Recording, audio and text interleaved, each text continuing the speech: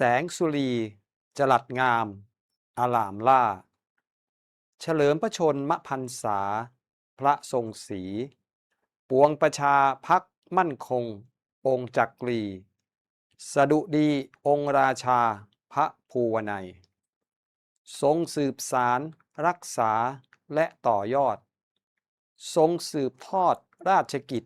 พิสิทธิสมัยการศึกษาศาสนาพระรานามัยน้ำพระทัยล้นเกล้า